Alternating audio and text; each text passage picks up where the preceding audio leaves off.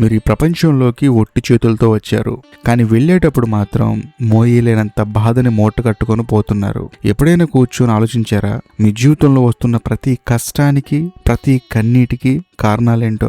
సమస్య బయట ఎక్కడో లేదు, సమస్య మీలోనే ఉంది. మీరు నమ్ముతున్న అబద్ధాల్లో ఉంది. నిజమేంటంటే మీ దుఃఖానికి కారణం మీ చుట్టూ ఉన్న మనుషులు కాదు, మీకు ఎదురవుతున్న పరిస్థితులు అంతకంటే కాదు. శ్రీకృష్ణుడు మహాభారత యుద్ధంలో అర్జునుడికి గీతోపదేశం చేసింది ఎందుకు? అర్జునుడు శత్రువును చూసి భయపడలేదు, తన సొంత బంధువులను చూసి వాళ్ళ మీద ఉన్న మోహంతో రాబోయే నష్టాన్ని ఊహించుకుని ఏడ్చాడు. అక్కడే పుట్టింది అసలైన దుఃఖం. ఈరోజు మీ పరిస్థితి కూడా అదే. మీరు ఒక భ్రమలో బ్రతుకుతున్నారు. ఈ ప్రపంచం మీకు నచ్చినట్లు నడవాలనుకుంటున్నారు. మీరు ప్రేమించిన వాళ్ళు ఎప్పటికీ మారిపోకూడదు అనుకుంటున్నారు. మీరు పైసా ఖర్చు పెట్టకుండా, కష్టం తెలియకుండా సుఖపడిపోవాలి అనుకుంటున్నారు. అది జరగనప్పుడు మీరు గుండెలు బాదుకుంటారు. ప్రేమ దొరకలేదని ఒకడు ఏడుస్తున్నాడు, ఉద్యోగం రాలేదని చెప్పేసి ఇంకొకడు డిప్రెషన్లోకి వెళ్తున్నాడు, డబ్బులు లేవని మరొకడు జీవితాన్ని అంతటితో ముగించేస్తున్నాడు. కానీ ఒక్క నిమిషం ఆగి ఆలోచించండి. మీరు పడుతున్న ఈ దుఃఖం వెనుకున్న అసలు రహస్యం ఏంటో తెలుసా?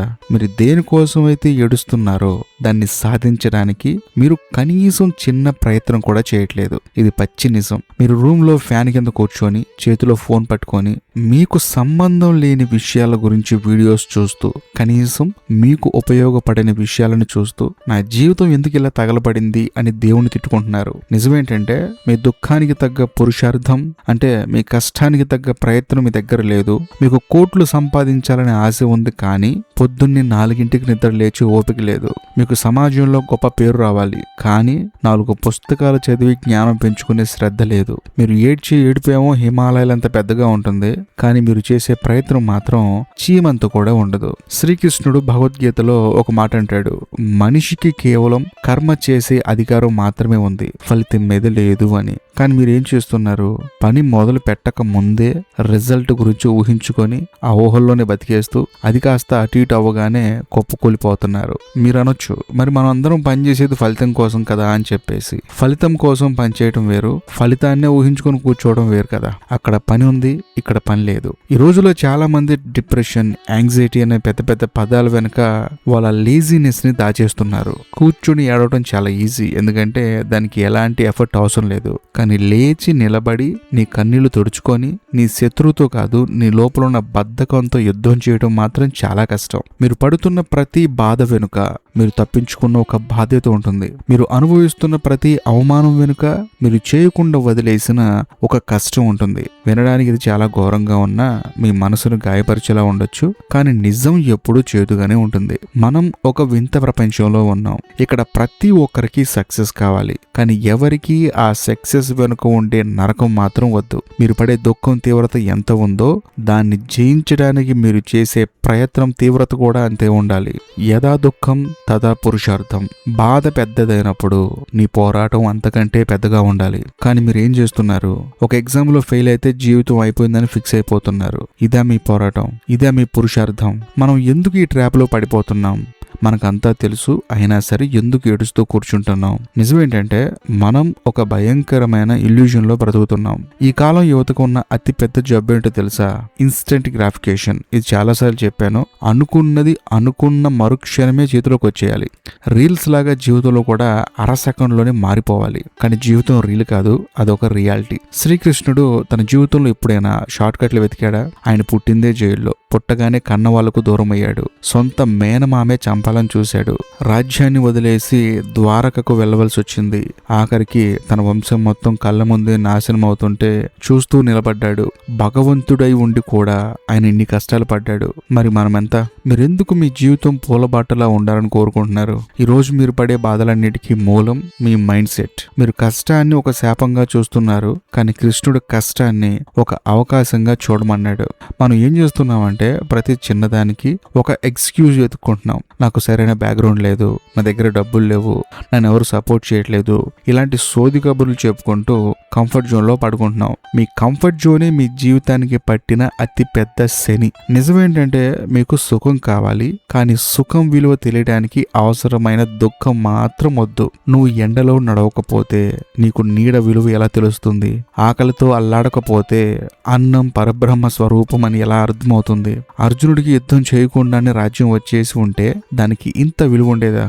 భగవద్గీత పుట్టేదే. సమస్య ఎక్కడొస్తుందంటే మీ దుఃఖం స్థాయి హిమాలయం అంత పెరిగిపోతుంది, కానీ మీ పురుషార్థం మాత్రం పాతాళంలో ఉంది. మీరు కోరుకునే లైఫ్ స్టైల్కి మీరు పెట్టే ఎఫర్ట్స్కి అస్సలు మ్యాచింగ్ లేదు. అందుకే మీ లోపల ఈ ఫ్రస్ట్రేషన్, ఈ ఏడుపు. మీ చుట్టూ ఉన్న ప్రపంచాన్ని గమనించారా? చాలా మంది తమ బాధితులమని చెప్పుకోవడంలో ఒక వింత ఆనందాన్ని వెతుక్కుంటారు. నేను చాలా కష్టాల్లో ఉన్నాను అని చెప్పేసి నలుగురికి చెప్పుకొని వాళ్ళ నుంచి సింపతి ఆశించడం ఒక ట్రెండ్ అయిపోయింది.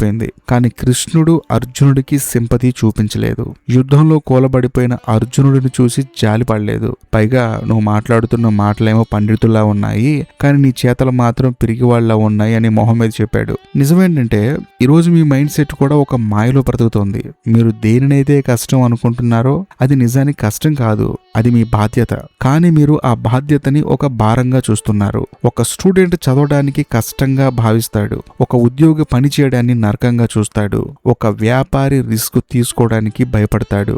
మరి వీళ్ళందరికీ సక్సెస్ ఎలా వస్తుంది? శ్రీకృష్ణ పరమాత్ముడు ఎప్పుడూ ఫలితం గురించి ఆలోచించి కర్మ చేయమని చెప్పలేదు. నువ్వు చేసే పనిలోనే సర్వస్వం పెట్టమన్నాడు. కానీ మీరు ఏం చేస్తున్నారంటే పని మొదలు పెట్టక ముందే దీనివల్ల నాకు ఎంత లాభం వస్తుంది, నాకు ఎంత పేరు వస్తుంది అని చెప్పేసి లెక్కలేసుకుంటున్నారు.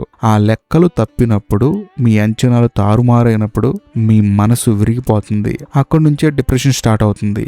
మీ దుఃఖం పెరగడానికి కారణం మీ ఆశలు ఆకాశంలో ఉండటం, మీ ఆచరణ మాత్రం నేల మీద కూడా లేకపోవటం. సరే, ఇదంతా బాగానే ఉంది. మరి ఈ నరకం నుంచి బయటపడటం ఎలాగా?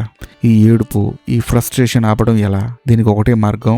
యథా దుఃఖం తదా పురుషార్థం అనే సూత్రాన్ని మీ రక్తంలోకి ఎక్కించుకోవాలి. మీ బాధ ఎంత పెద్దదో మీ లోపలున్న కసి అంతకంటే 100 రెట్లు పెద్దదవ్వాలి.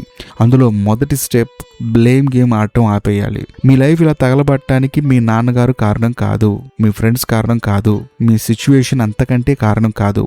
మీ లైఫ్కి 100% మీరే బాధ్యులు. ఈ నిజాన్ని ఎప్పుడు ఒప్పుకుంటారో అప్పుడే మీలో మార్పు మొదలవుతుంది. శ్రీకృష్ణుడు మహాభారత యుద్ధాన్ని ఆపడానికి ఎన్నో ప్రయత్నాలు చేశాడు. కానీ యుద్ధం తప్పనప్పుడు ఆయన ఆయుధం పట్టకపోయినా అర్జునుడి రథానికి సారథిగా మారి ముందుండి నడిపించాడు. పరిస్థితిని బట్టి మిమ్మల్ని మీరు మార్చుకోవాలి, కానీ పరిస్థితి మీకోసం మారుతుందని కూర్చోకూడదు. మీకు తెలుసా, మనం చాలా సార్లు మన కష్టాలను చూసి భయపడి వెనకడుగు వేస్తాం. కానీ శ్రీకృష్ణుడు గీతలో ఒక అద్భుతమైన మాట చెప్పాడు. నిరాశ్నిర్మమో భూత్వా యుద్ధస్వ విగత జ్వర. అంటే ఎలాంటి ఆశలు, అహంకారం, మనస్తాపం లేకుండా నీ యుద్ధం నువ్వు చెయ్యని. దీని అర్థం ఏంటో తెలుసా? మీరు రిజల్ట్ గురించి ఆలోచించడం మానేసి కేవలం మీ పని మీద మాత్రమే 100% ఫోకస్ పెట్టాలి. నిజమేంటంటే మీ దుఃఖాన్ని ఆపగలిగే శక్తి కేవలం మీ యాక్షన్ కి మాత్రమే ఉంది. మీరు రోజుకి 10 గంటలు ఏడిస్తే మీ బ్యాంక్ బ్యాలెన్స్ పెరగదు. కానీ అదే 10 గంటలు మీరు ఒక నైపుణ్యం మీదో, మీ కెరీర్ మీదో వర్క్ చేస్తే మీ లైఫ్ రేంజ్ మారిపోతుంది. బాధ వచ్చినప్పుడు రూమ్ తలుపులు పెట్టుకొని చీకట్లో కూర్చోకండి, బయటికి రండి, ఎండను చూడండి, కష్టాన్ని నమ్ముకోండి, శరీరం అలసిపోయేలా పనిచేయండి. అప్పుడు రాత్రిపూట నిద్రపోవడానికి యాంటీ డిప్రెసెంట్ టాబ్లెట్లు అవసరం లేదు, ప్రశాంతంగా నిద్రపడుతుంది. కృష్ణుడు అర్జునుడికి కేవలం జ్ఞానాన్ని మాత్రమే ఇవ్వలేదు, ఆ జ్ఞానాన్ని ఆచరణలో పెట్టేలా చేశాడు. మీరు కూడా అంతే. ఈ రోజు నుంచి మీ డైలీ రొటీన్ మార్చండి. సోషల్ మీడియాలో కేవలం మీకు ఉపయోగపడే కంటెంట్ ని మాత్రమే చూడండి. ఒకవేళ వేరే కంటెంట్ వస్తే నాట్ ఇంట్రెస్ట్ నొక్కండి. అంతేకాకుండా మీ లైఫ్ ని ఎలా బిల్డ్ చేసుకోవాలో ప్లాన్ వేసుకోండి. ఒకవేళ మీ లైఫ్ లో పెద్ద బ్రేక్ అయిందా, లేదంటే బిజినెస్ లో భారీ లాస్ వచ్చిందా, అయితే మీ పురుషార్థం ఎలా ఉండాలంటే మిమ్మల్ని వదిలేసిన వాళ్ళు, మిమ్మల్ని చూసి నవ్విన వాళ్ళు రేపు మీ అపాయింట్మెంట్ కోసం వెయిట్ చేసేలా ఉండాలి. అలాంటి కసిని పెంచుకోండి. అది వదిలేసి మందుబాటుల వెనుక, బద్ధకం వెనుక దాక్కోకండి. ఇప్పుడు అసలైన విషయానికి వద్దాం. భవిష్యత్తులో మనల్ని మనం ఒక అజేయమైన శక్తిగా ఎలా మార్చుకోవాలి, జీవితాన్ని నెక్స్ట్ లెవెల్కి ఎలా తీసుకెళ్ళాలి, దీనికి కృష్ణుడి జీవన విధానం కంటే పెద్ద ఎగ్జాంపుల్ ఇంకొకటి లేదు. కృష్ణుడు ఎప్పుడు ఒకే చోట ఆగిపోలేదు, ఆయన ఎప్పుడు ఫ్లోలో ఉన్నాడు. మొదట అటాచ్మెంట్స్ ని కంట్రోల్ చేయడం నేర్చుకోండి. మీరు దేనికైతే అతిగా అతుక్కుపోతారో అదే మీ నాశనానికి కారణమవుతుంది. డబ్బును ప్రేమించండి, కానీ దానికి మాత్రం బానిస అవ్వకండి.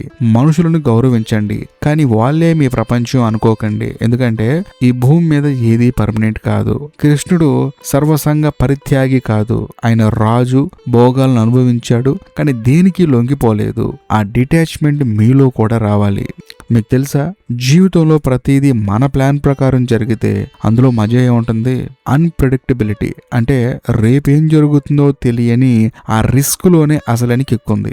కృష్ణుడు మహాభారత యుద్ధంలో ఏ రోజు టెన్షన్ పడలేదు. ఆయన ముఖం మీద ఎప్పుడు ఆ చిన్న నవ్వు అలానే ఉండేది. ఎందుకంటే ఆయనకి రియాలిటీ తెలుసు. గెలుపు ఓటమి ఈ రెండు ఒకే నాణానికి ఉన్న రెండు ముఖాలని ఆయనకి తెలుసు. మీరు కూడా ఆ నవ్వును అలవాటు చేసుకోండి. పరిస్థితులు ఎంత ఘోరంగా ఉన్నా, మీ కంట్రోల్ తప్పిపోతున్నా ప్రశాంతంగా నవ్వడం నేర్చుకోండి. నిజమేంటంటే ఈరోజు మీరు పడుతున్న కష్టం అంతా రేపు మీరు చెప్పబోయే ఒక సక్సెస్ స్టోరీకి ఒక స్క్రిప్ట్ మాత్రమే.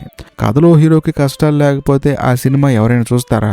ఎవ్వరు చూడరు. సో మరి మీ జీవితం అనే సినిమాలో మీకు మాత్రమే కష్టాలు లేకుండా అంతా సాఫీగా సాగిపోవాలని ఎందుకు కోరుకుంటున్నారు? మీ దుఃఖం ఎంత లోతుగా ఉందో మీ పురుషార్థం అంత ఎత్తుకు ఎదగాలి. మిమ్మల్ని కిందకి లాగే ప్రతి పరిస్థితిని మీరు పైకి ఎదగడానికి ఒక మెట్టుగా మార్చుకోండి. పడిపోవడం తప్పు కాదు, కానీ పడిన చోటే పడి ఉండి ఏడవటం ఖచ్చితంగా తప్పే.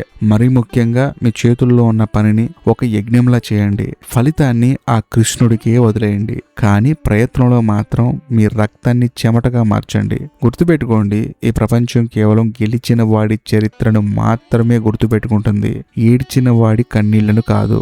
బాధ ఎంత పెద్దదైనా కావచ్చు, దాన్ని ముక్కలు ముక్కలు చేసే అంతటి పురుషార్థం మీ లోపలుంది. దాన్ని బయటకు తీయండి. మీరు నిజంగా మారాలి అనుకుంటే ఈ రోజే, ఈ క్షణమే మీ మొదటి అడుగు పడాలి. లేదంటే ఎప్పటిలాగే పొద్దున్న లేచి మళ్ళీ అవే సంబంధం లేని సోషల్ మీడియా వీడియోలు, అదే బద్ధకంతో తెరుచుకునే కళ్ళు. కాబట్టి చాయిస్ మీదే. మీ జీవితాన్ని ఒక అద్భుతంగా మార్చుకుంటారా, లేక ఒక వ్యర్థంగా ముగించేస్తారా? ఆలోచించండి. ఈ వీడియో కనుక మీకు నచ్చినట్లయితే లైక్ చేయండి, షేర్ చేయండి. ఈ వీడియోపై మీ అభిప్రాయాన్ని కామెంట్ చేయండి. మీ కామెంట్ కోసం వెయిట్ చేస్తూ ఉంటాను. బాయ్.